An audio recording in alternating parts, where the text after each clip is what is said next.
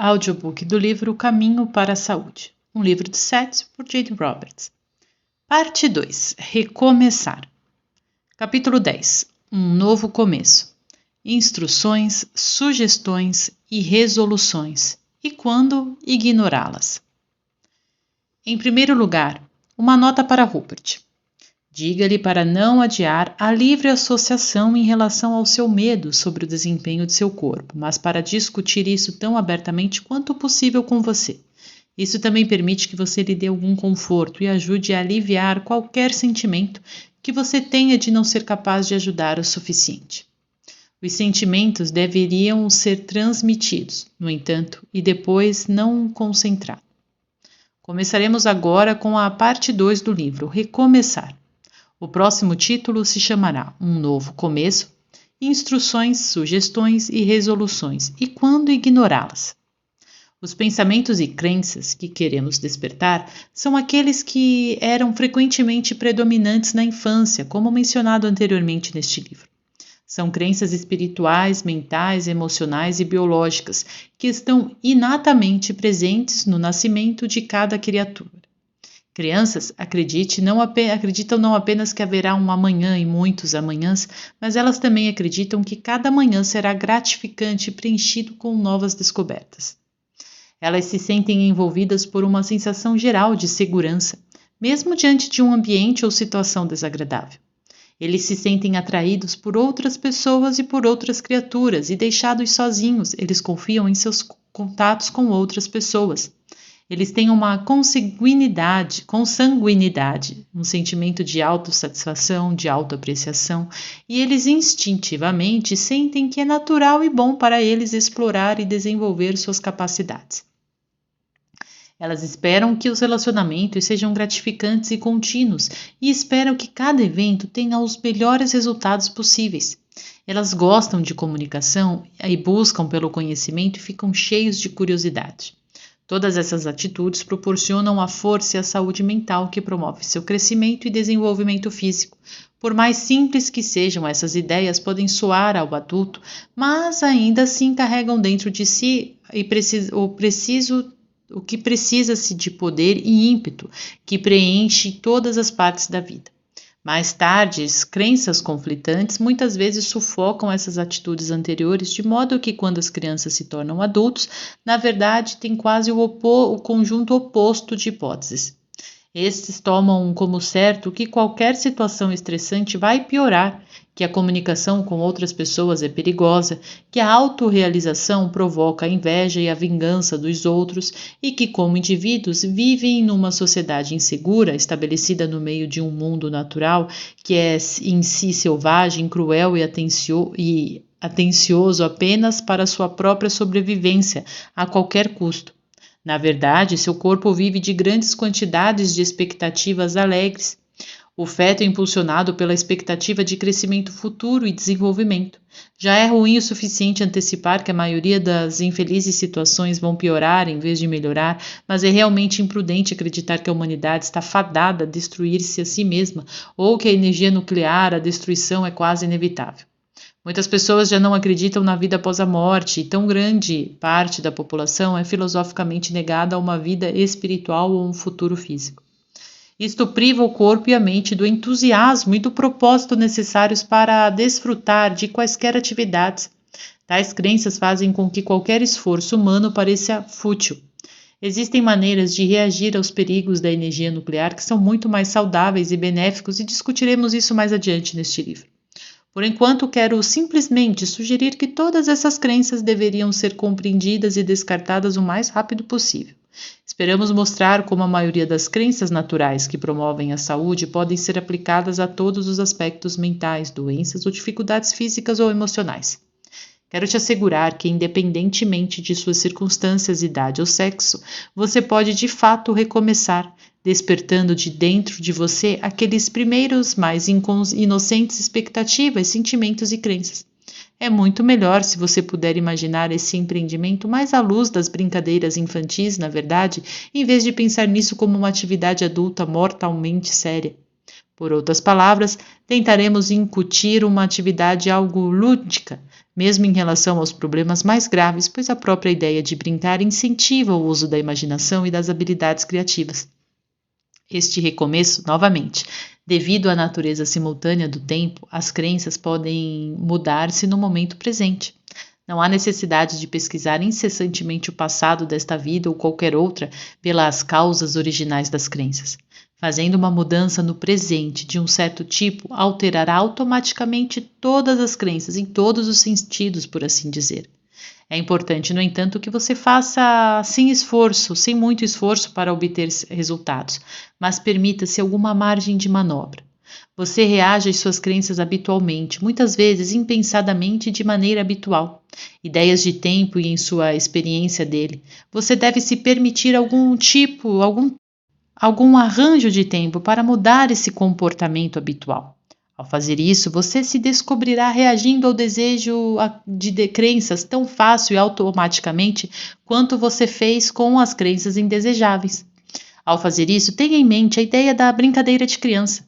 Isso vai permitir que você mantenha todo o caso em uma espécie de suspensão. A criança brinca de ser adulta muito antes de o ser, e assim você pode brincar com crenças mais desejáveis enquanto ainda está crescendo nessa imagem mais benéfica. 4 de 6 de 84. Uma das questões que quero discutir em profundidade é a da espontaneidade em relação à saúde e à doença. A vossa própria existência física depende da suavidade do funcionamento de muitos processos espontâneos. Seu pensamento, respiração e o movimento são todos guiados por atividades que são em grande parte inconscientes, pelo menos do ponto de vista do que você geralmente considera como a mente consciente. Seu corpo se repara constantemente, sua mente pensa, tudo sem a sua atenção normalmente consciente. O mesmo se aplica a todos daqueles processos internos que tornam a vida possível. Seus pensamentos são conscientes, mas o processo de pensar em si não é. A espontaneidade é particularmente importante nas ações das crianças e no comportamento natural do movimento ritmo de seus membros. Os sentimentos também parecem ir e vir de forma espontânea. Na verdade, é como se alguma parte interior espontânea da personalidade é muito mais experiente do que a porção consciente da qual estão tão orgulhosos. Muitas pessoas, porém, temem a espontaneidade. Ela evoca a extravagância, excessos e liberdades perigosas. Mesmo pessoas que não são tão fervorosas, que se opõem à espontaneidade, muitas vezes sentem que ela é de alguma forma suspeita, desagradável, talvez levando às ações humilhantes. A espontaneidade, no entanto, representa o próprio espírito da vida e é a base da vontade de viver. É para aqueles impulsos que estimulam ação, movimento e descoberta. Na verdade, sua vida é fornecida a você por essas ações espontâneas de processos. Como mencionei em livros anteriores, ao mesmo tempo a personalidade humana estava mais em sintonia consigo mesma anteriormente. Ela acomodou a experiência inconsciente e consciente de uma forma mais equitativa. O homem era mais consciente de seus sonhos e da chamada atividade inconsciente. É apenas porque o homem civilizado se especializou um pouco demais no uso de um tipo de conhecimento em detrimento de outro que as pessoas temem partes inconscientes e espontâneas do eu. O medo por si só causa bloqueios, ainda mais e mais conhecimento inconsciente. Como as porções espontâneas estão tão relacionadas com a atividade corporal, elas são muito importantes para facilitar a boa saúde e quando as pessoas se sentem divorciadas do seu eu espontâneo, elas também se sentem divorciadas da mesma medida de seus próprios corpos. Tais indivíduos ficam com medo da própria liberdade, de escolhas e de mudanças. Eles tentam desesperadamente se controlar e seu ambiente contra o que parece ser um ataque furioso e espontâneo de uma massa de impulsos primitivos vindos de dentro e contra uma mente irracional, uma força caótica e antiga da natureza. No mundo físico, tais comportamentos muitas vezes levam à ação compulsiva, mental e estereotipada e movimentos físicos e outras situações com forte influência repressiva em sua coloração. Aqui, qualquer expressão torna-se quase um tabu. A mente consciente deve estar no controle de todas as ações tanto quanto possível. Para tal pessoa que se sente que apenas o pensamento rígido e lógico é forte o suficiente para conter uma força impulsiva tão forte. Estas atitudes podem refletir-se em atividades bastante simples, ações compulsivas, a mulher que limpa a casa sem parar, seja precisa ou não, o homem que seguirá certas regras precisas e definidas de rotas de atividade, dirigir por determinadas ruas apenas para trabalhar, lavando suas mãos, que são com muita mais frequência do que outras pessoas, a pessoa que constantemente abotoa e desabotoa um suéter ou um colete. Muitas dessas ações simples mostram um tipo de comportamento estereotipado que resulta de uma necessidade desesperada de obter controle sobre si mesmo e sobre o meio ambiente. Qualquer comportamento excessivo pode ocorrer, incluindo fumar demais, comer demais e beber demais. Será difícil para algumas pessoas acreditar que a espontaneidade é confiável, pois elas podem estar apenas conscientes de se sentirem destrutivas ou sentirem impulsos violentos. A ideia de expressar impulsos espontaneamente será mais assustadora nessas condições. Na verdade, as pessoas envolvidas não estão reprimindo impulsos violentos, mas naturais e amorosos. Elas têm medo de que expressões de amor ou a necessidade de dependência só lhes tragam desprezo ou punição. Portanto, escondem esses anseios e os impulsos destrutivos, na verdade, servem para protegê-los da expressão de amor que eles de alguma forma aprenderam a temer. A própria ciência, apesar de toda a sua precisão em algumas áreas, muitas vezes equivalem a instintos impulsivos. Uma atividade caótica e destrutível como uma só e sendo a mesma coisa. A natureza e a natureza interior do homem são vistas como contendo forças selvagens e destrutivas contra as quais a civilização e o raciocínio da mente devem permanecer firmemente em guarda. A própria ciência muitas vezes apresenta um comportamento compulsivo e ritualístico, a ponto de programar seus próprios caminhos de raciocínio para cobrir o terreno seguro e ignorar firmemente as grandes forças internas de espontaneidade que tornam a ciência ou qualquer disciplina possível. Como eu já disse antes, a espontaneidade conhece a sua própria ordem. Nada é mais altamente organizado do que o corpo físico que cresce espontaneamente de suas próprias partes. Como a sua vida lhe é fornecida, por assim dizer, por esses processos espontâneos, a vida do universo é fornecida na mesma moda. Você vê as estrelas físicas e seus instrumentos sondarem as distâncias do espaço, mas os processos internos que fazem o universo possível são os mesmos processos que impulsionam o seu próprio pensamento. É errado, portanto, acreditar que a espontaneidade e a disciplina são meros opostos. Em vez disso, a verdadeira disciplina é o resultado da verdadeira espontaneidade.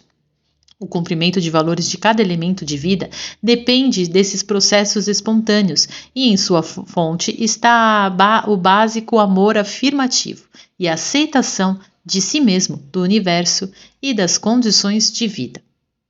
Desde os tempos antigos, a religião tem tentado ajudar o homem a compreender a natureza da sua própria realidade subjetiva, mas a religião tem o seu próprio lado negro e, por esta razão, a religião, infelizmente, tem fomentado o medo do espontâneo.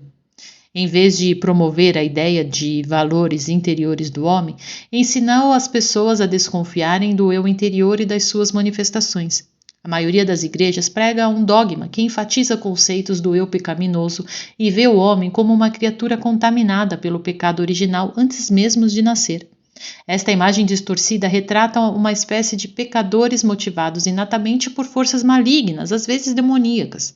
Neste dogma, o homem precisa pedir desculpa por seu nascimento, e as condições de vida são vistas como um castigo colocado por Deus sobre suas criaturas errantes. Infelizmente, tais conceitos também se refletem nos campos da psicologia, particularmente no freudianismo, onde, digamos, lapsos de língua podem trair a autoconfiança de desejos verdadeiros, ocultos e nefastos. O inconsciente é entendido como um monte de lixo de indesejáveis impulsos, há muitos descartados pela civilização. Embora novamente muita da teoria religiosa projeta a imagem do eu oculto que deve ser mantida dentro dos limites pelo bom trabalho, oração e penitência. Em meio a tal conglomerado de suposições negativas, a ideia de um eu interior bom e inocente parece quase escandalosa. Para encorajar a expressão desse eu parece imprudente pois parece muito claro que se a tampa da consciência fosse aberta para falar, todos os tipos de demônios internos e impulsos enfurecidos correriam adiante. Novamente, as pessoas que têm essa visão do eu interior geralmente projetam as mesmas ideias sobre a natureza em geral, de modo que o mundo natural parece igualmente misterioso, perigoso e ameaçador.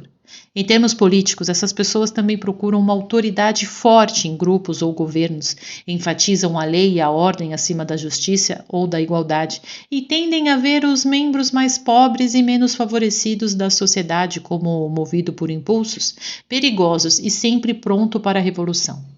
Isso é bastante frequente que pessoas com essas crenças disciplinam os seus corpos demais, assumam posições como guardas policiais ou se colocam de uma forma ou de outra no controle de seus companheiros.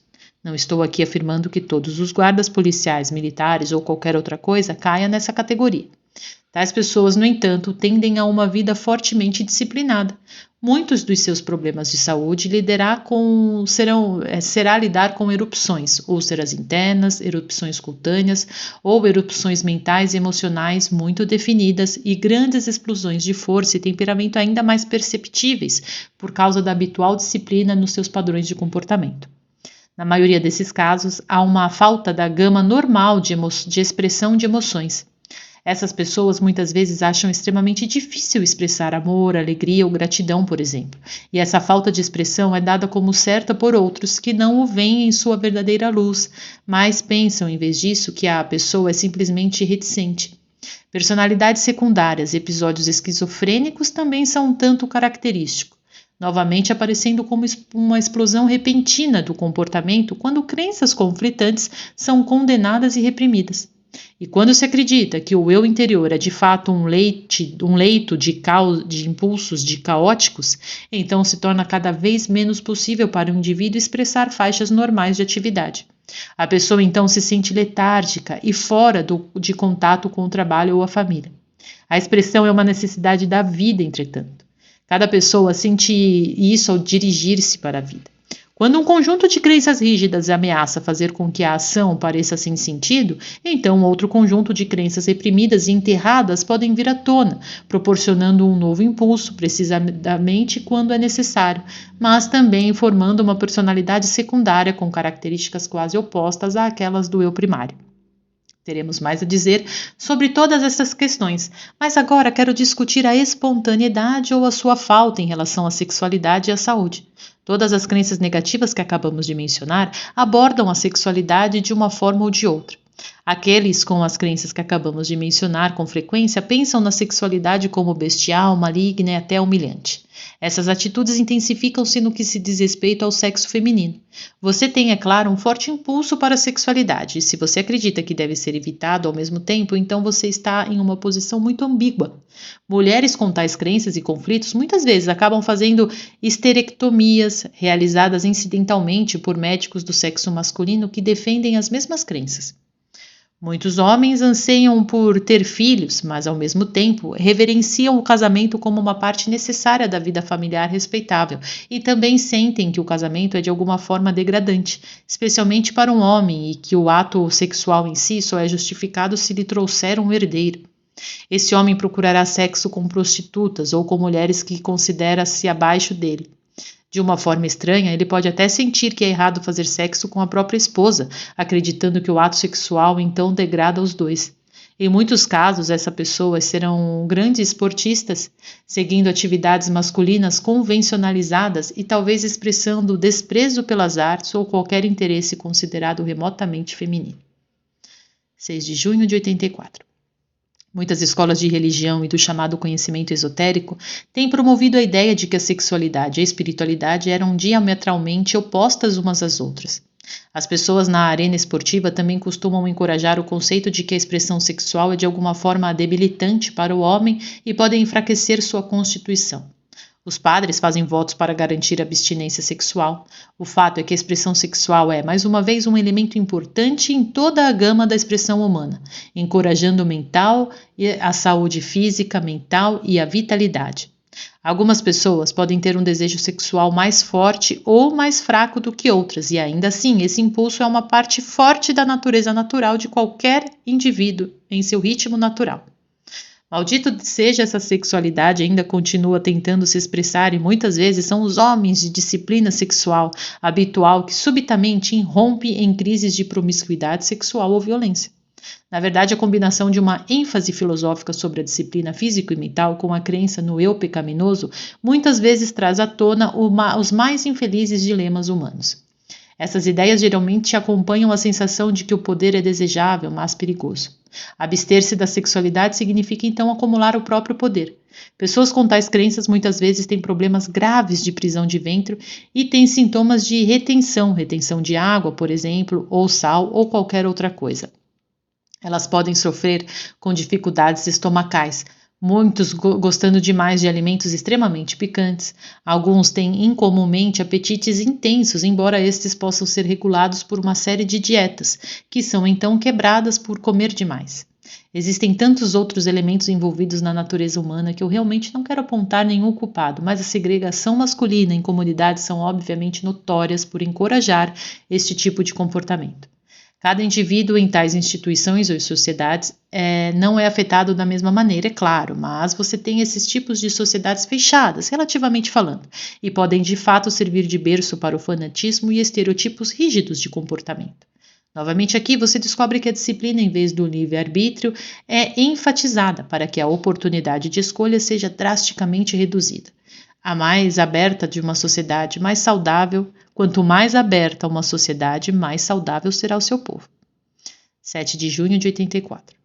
O que eu disse também se aplica a organizações segregadas em linhas femininas, embora em menor grau. Em ambos os casos, é negado aos sexos qualquer comunicação verdadeira e mantém-se um quadro extremamente artificial, no qual os sexos literalmente tornam-se estranhos um para o outro. Isto também incentiva vários tipos de reações histéricas, bem como uma maior frequência de doenças contagiosas do que é vivida pela população normal. Estas condições também ocorrem em algumas variedades de cultos religiosos, se a segregação sexual estrita é ou não aplicada.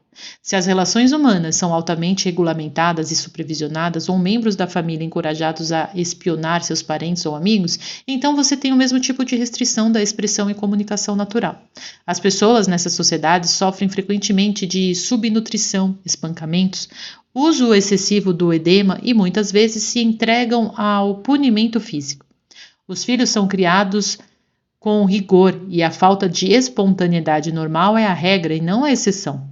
Membros dessas organizações muitas vezes sofrem doenças em que seus corpos não utilizam nutrientes.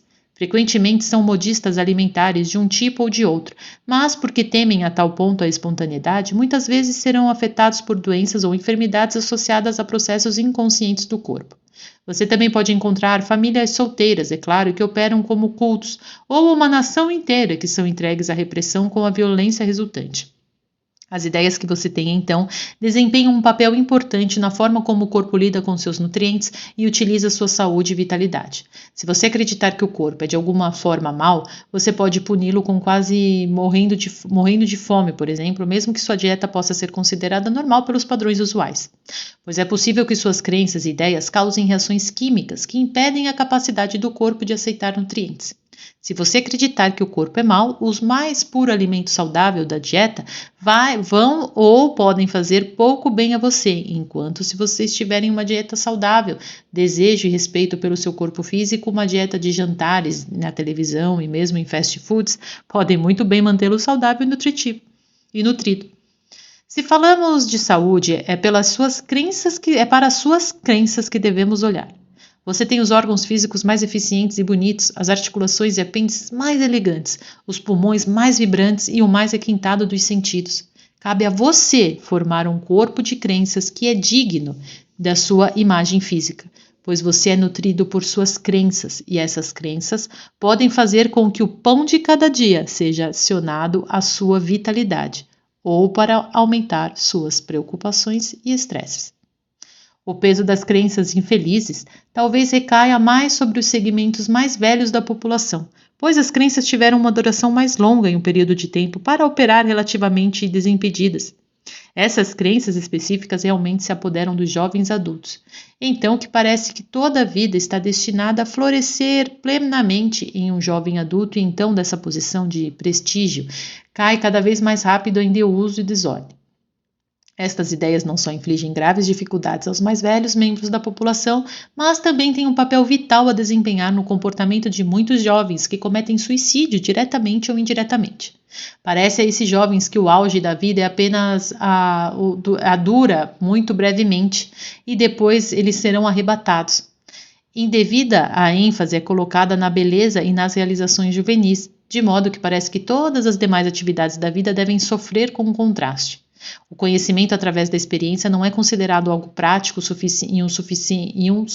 suficiente, um excelente método de aprendizagem para que as habilidades e a compreensão que vêm com a idade raramente são levadas em consideração. Mais uma vez, até certo ponto, a religião e a medicina, a ciência da medicina em particular, parecem dedicadas a encorajar o máximo de crenças negativas sobre a natureza humana. É dado como certo que todas as satisfações mentais, físicas e espirituais e emocionais tornem-se menores com o avanço da idade. É como certo que a memória falha ou o corpo enfraquece, os sentidos estagnam-se e a vivacidade emocional diminui. Isto muitas vezes é considerado escandaloso em imaginar atividade sexual ou até os 40 ou depois dos 50. Diante desse tipo de futuro projetado, não admira que muitos adolescentes preferem morrer antes de avistar o primeiro indício de deteriorização, a primeira ruga ou toque de cinza no cabelo. Os precursores dos desastres, tais sinais naturais devem parecer. E no outro extremo da escala, os pais mais velhos são tratados por seus filhos adultos como se eles próprios estivessem caindo em uma situação grotesca de uma segunda infância. Muitas pessoas realmente falam mais alto para os idosos, tenham ou não eles dificuldades auditivas. Todo o seu mundo de comércio e publicidade, de competição e dos negócios prolongam tais atitudes. Isso além do impacto da indústria do entretenimento, que reflete a mesma glorificação da juventude e aquele medo de envelhecer. Existem efeitos colaterais excelentes e muitos definidos no envelhecimento, que também discutiremos neste livro. Mas aqui quero assegurar ao leitor que, basicamente falando, não existem doenças provocadas por velhice sozinha. O corpo muitas vezes se desgasta porque tem sido cada vez menos usado, e isso ocorre porque pouco estudo foi dado às verdadeiras capacidades do corpo físico saudável nos últimos anos de vida. Esse período também contém certos ritmos nos quais os processos normais de cura são altamente acelerados e a própria força vital não se desgasta ou diminui dentro de um corpo. A sua expressão pode ser impedida a qualquer momento, mas a única energia de cada indivíduo não é drenada apenas pela idade. Teremos mais a dizer sobre os idosos e seus costumes de vida e também discutiremos as muitas crenças e ideias que podem surgir quase imediatamente em seu auxílio. O tema do suicídio também será discutido em um contexto diferente, e quando convido meus leitores a começar, quero que fique claro que você pode realmente começar de novo, independentemente da sua idade ou de suas circunstâncias. Mais uma vez, eu acelero aquelas coordenadas que encorajam a sua própria paz de corpo e mente e aceleram seus próprios processos de cura. Se você gostou deste e dos demais materiais de nosso canal, peço que curta este vídeo e se inscreva no canal. Assim, o YouTube entenderá que o assunto tem relevância e você estará ajudando para que mais pessoas recebam seu conteúdo.